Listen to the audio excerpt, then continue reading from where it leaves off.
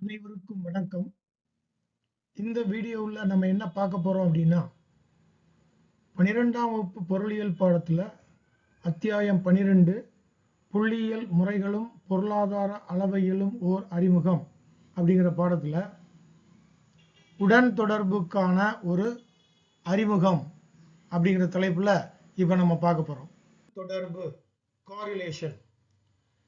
உடன் தொடர்பு அப்படிங்கிறது 2 அல்லது அதற்கு மேற்பட்ட மாறிகளுக்கு இடையே உள்ள பரஸ்பரவை அளவிடுவதாகும். அதாவது 2 காரணிகள் எடுத்துக்கிட்டோம் அப்படின்னா அந்த 2 காரணிக்கு இடையில என்ன தொடர்பு இருக்குது அப்படிங்கிறத அளவிடக்கூடியதுக்கு பேர் தான் உடன் தொடர்பு அப்படின்னு சொல்றோம். இதுல குறிப்பா இது நேர்கோட்டு தொடர்பு மற்றும் அவை நகரும் திசைகளை அளவிடுகிறது.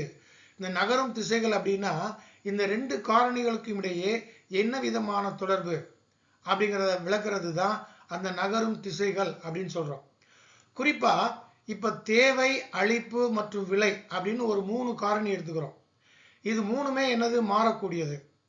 இப்ப விலைக்கும் தேவைக்கும் என்ன தொடர்பு அப்படின்னு பார்த்தோம் அப்படின்னா, விலை அதிகரிக்கும் போது தேவை குறையும், விலை குறையும் போது தேவை அதிகரிக்கும். அப்ப இந்த 2 காரணிகள்ல ஒரு காரணி கூடுனா ஒரு காரணி குறையுது. இதுக்கு என்னன்னு சொல்றோம் அப்படின்னா ஒரு எதிர் விகித தொடர்பு இருக்கிறது அப்படின்னு சொல்றோம். அதே நேரத்தில் விலைக்கும் அளிப்புக்கும் என்ன தொடர்பு அப்படின்னு பார்த்தோம்னா, விலை அதிகரிக்கும் போது அளிப்பும் அதிகரிக்கும், விலை குறையும் போது அளிப்பும் குறையும். அதாவது இந்த 2 மாறிகள்ல ரெண்டுமே ஒரே நேரத்தில் அதிகரிக்கும் அல்லது ஒரே நேரத்தில் குறையும். ஸோ இது ஒரு நேர் விகித தொடர்பு. ஸோ இந்த மாதிரியான தொடர்புகளை அளவிடக்கூடியது தான் இந்த காரிலேஷன் அப்படின்னு சொல்றோம். அடுத்ததா இப்ப என்ன பார்க்குறோம் அப்படின்னா பிசிசி அப்படிங்கிறது.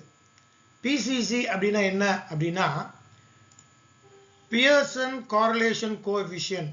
அதைத்தான் நம்ம பிசிசி அப்படின்னு சொல்றோம்.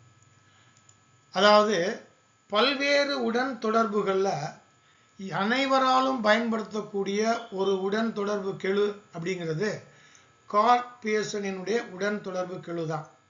இது அதிகமா பயன்படுத்தக்கூடிய ஒரு காரிலேஷன் கோஎஃபிஷியன்ட். சரியா?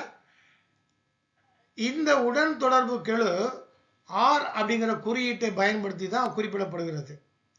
இந்த ஆரினுடைய மதிப்பானது -1 முதல் +1 வரை இருக்கும். ஸோ இதனுடைய வீச்சு எப்படி இருக்கும்னா -1 இருந்து +1 வரைக்கும் இருக்கும். சரியா? ரைட்.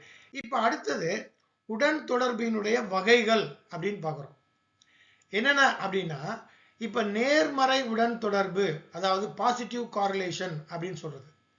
அதாவது 2 மாறிகள்ல ஒரு மாறி அதிகரிக்கும் போது மற்ற மாறியும் அதிகரித்தால் அதுக்கு பேரு நேர்மறை உடன் தொடர்பு. இப்ப நம்ம இப்ப சொன்னோம் இல்லையா, என்ன சொன்னோம்? விலைக்கும் அளிப்புக்கும் ஒரு நேர் விகித தொடர்பு இருக்கிறது அப்படின்னு சொன்னோம் இல்லையா. ஸோ அது ஒரு பாசிட்டிவ் காரிலேஷன் சொல்றோம். பொதுவா இந்த மாணவர்கள் படிக்கக்கூடிய மணி நேரமும் மாணவர் பெற்ற மதிப்பெண்களும் என்ன தொடர்பா இருக்குதுன்னா நேர்மறை உடன் தொடர்பு.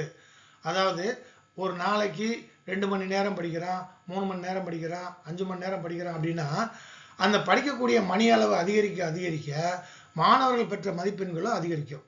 அப்ப ரெண்டும் என்ன ஆகுது அப்படின்னா அதிகரித்துக்கிட்டே போறதுனால இது நேர்மறை உடன் தொடர்பு அப்படின்னு சொல்றோம். அடுத்தது எதிர்மறை உடன் தொடர்பு, நெகட்டிவ் காரிலேஷன். அதாவது ஒரு மாறி அதிகரிக்கும் போது மற்றொரு மாறி குறைகிறது. இப்ப நம்ம ஏற்கனவே பார்த்த எடுத்துக்காட்டுல விலைக்கும் தேவைக்கும் என்ன தொடர்புன்னு பார்த்தோம். விலைக்கும் தேவைக்கும் எதிர்வித தொடர்பு அப்படின்னு சொல்றோம். அதாவது விலை கூடினால் தேவை குறையும், விலை குறைந்தால் தேவை கூடும். அப்ப ஒரு காரணி அதிகரிக்கும் போது மற்றொரு காரணி குறைகிறது. அதனால இதை எதிர்மறை உடன் தொடர்பு அப்படின்னு சொல்றோம். இன்னொரு எக்ஸாம்பிள் என்ன பார்க்குறோம் அப்படின்னா இப்போ உடற்பயிற்சி செய்யக்கூடிய மணி நேரம் அதுக்கும் உடல்ல உள்ள கொழுப்பு சதவீதத்திற்கும். இப்போ ஒருத்தர் ஒரு நாளைக்கு 2 மணி நேரம் எக்ஸசைஸ் பண்றாரு அப்படின்னா அவர் உடம்புல ஒரு 3% கொழுப்பு குறையுது. அதே இது என்ன பண்றாரு, 5 மணி நேரம் எக்ஸசைஸ் பண்றாரு அப்படின்னு சொன்னா உடல்ல இருக்கக்கூடிய கொழுப்பு குறையக்கூடிய அளவு 6% அதிகரிக்கும்.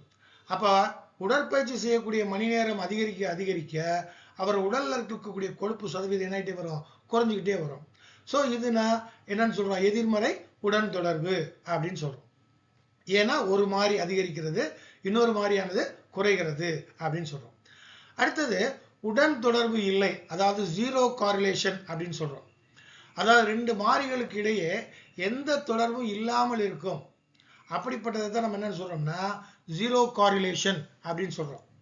இப்ப ஒருத்தருடைய எடை அளவுக்கும் அவருடைய புத்தி கூர்மைக்கும் என்ன தொடர்பு, இது ரெண்டுக்கும் ஏதாவது தொடர்பு படுத்த முடியுமா?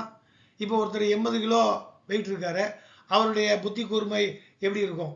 அதே 100 கிலோ இருக்கிறவருக்கு புத்தி கூர்மை எப்படி இருக்கும்? கூட இருக்குமா குறைவா இருக்குமா? ஸோ இதை நம்ம என்ன பண்ண முடியாது அப்படின்னா ஒப்பிட்டு சொல்ல முடியாது.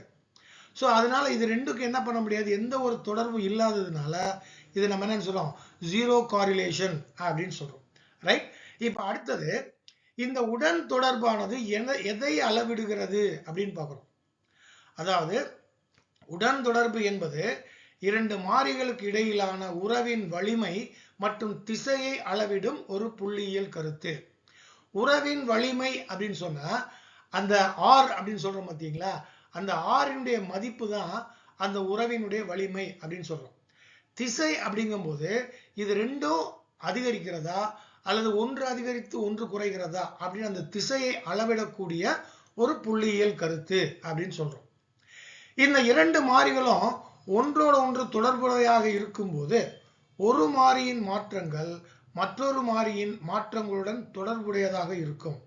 நம்ம ஏற்கனவே சொன்னோம் இல்லையா, விலை கூடினால் தேவை குறையும். ஸோ இந்த ரெண்டுக்கும் கண்டிப்பா ஒரு தொடர்பு இருக்கிறது அப்படின்னு சொல்றோம். இந்த தொடர்பு ஒரு மாறி மற்றொரு மாறியை மாற்றுவதற்கான காரணத்தை உடன் தொடர்பு குறிக்காது. அதாவது விலை கூடுவதினால் தேவை குறைகிறது, இந்த விலை நேரடியான காரணம் அப்படின்னு சொல்ல முடியாது. சரியா, நிறைய காரணங்கள் இருக்குது. ஆனா அது ரெண்டு எதை குறிக்குது அப்படின்னு சொன்னா அந்த இணை மாறுபாட்டை அளவிடுகிறது. அதாவது அந்த தேவைக்கும் அந்த விலைக்கும் உள்ள மாறுபாட்டை அது அளவிடுகிறது.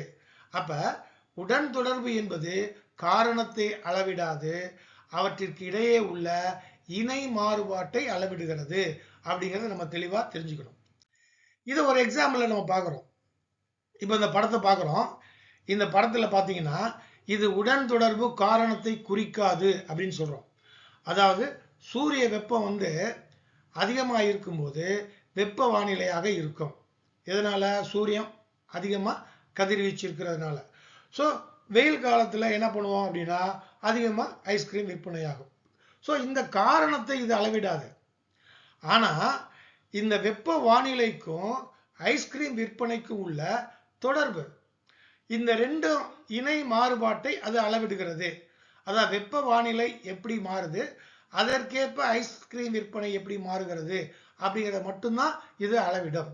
அப்ப உடன் தொடர்பு என்பது இணை மாறுபாட்டை மட்டுமே அளவிடுகிறதே தவிர காரணத்தை அளவிடவில்லை அப்படிங்கிறத நம்ம தெளிவா புரிஞ்சுக்கணும்.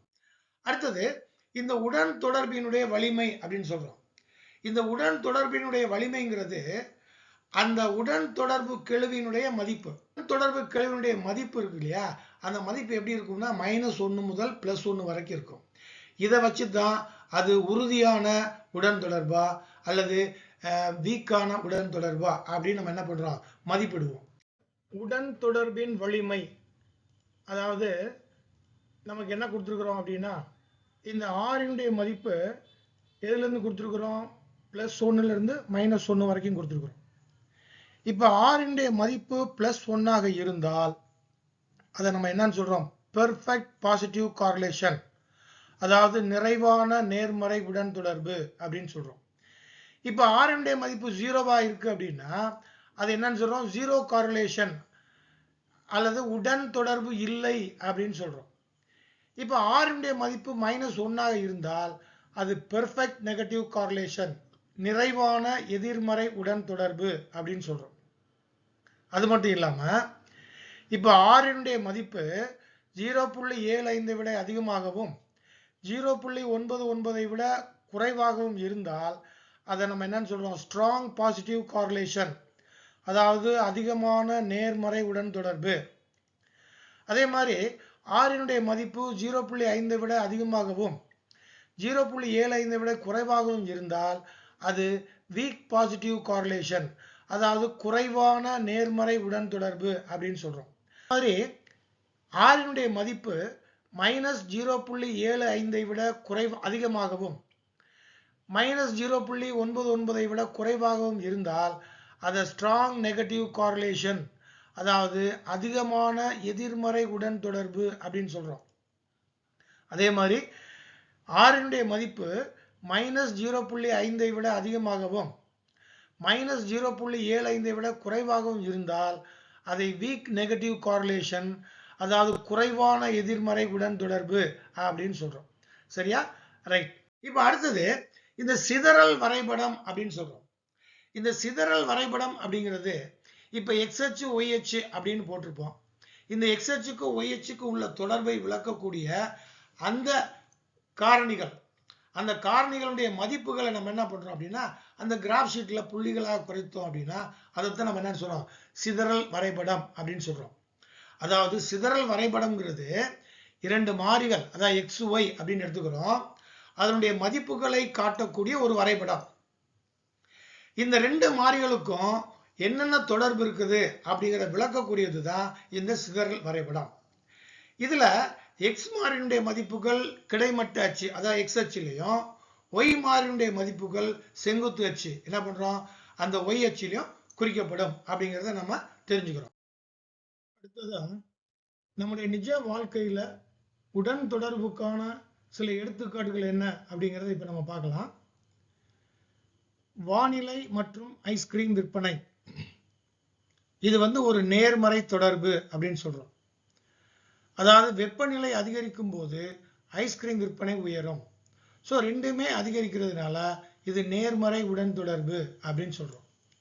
ரெண்டாவது, புகைப்பிடித்தல் மற்றும் நுரையீரல் நோய், இது ஒரு நேர்மறை உடன் தொடர்பு. அதாவது அதிக அளவு புகைப்பிடித்தால் அதிக அளவு நுரையீரல் நோய்களுடன் இது தொடர்புடையதாக இருக்கும். அதாவது புகைப்பிடிக்க பிடிக்க நுரையீரலில் ஏற்படக்கூடிய நோய்களும் அதிகரிச்சுட்டே போகும். அதனால இது என்னது, நேர்மறை உடன் தொடர்பு அப்படின்னு சொல்றோம். அடுத்தது, தொலைக்காட்சி பார்க்கும் மணி நேரமும் தூங்கும் கால அளவும், இது ஒரு எதிர்மறை உடன் தொடர்பு. அதாவது தினசரி தொலைக்காட்சி பார்க்கக்கூடிய நேரம் அதிகரிக்கும் போது ஒரு நபர் தூங்கக்கூடிய நேரம் அளவு குறையும். ஸோ இது ஒன்றுக்கொன்று எதிராக இருக்கிறதுனால இது எதிர்மறை உடன் தொடர்பு அப்படின்னு சொல்றோம். சில நிஜ வாழ்க்கையில நம்ம அன்றாடம் சந்திக்கக்கூடிய சில எடுத்துக்காட்டுகளை சொல்றோம். சரியா? ரைட். இப்போ இது வரைக்கும் நம்ம என்ன பார்த்துருக்குறோம் அப்படின்னு சொன்னா உடன் தொடர்பு என்ன அப்படிங்கிறத மட்டும்தான் நம்ம பார்த்துருக்குறோம். இனிமே அடுத்த காணொலியில வேறு சில காரணிகளோடு நம்ம சந்திக்கலாம். நன்றி, வணக்கம்.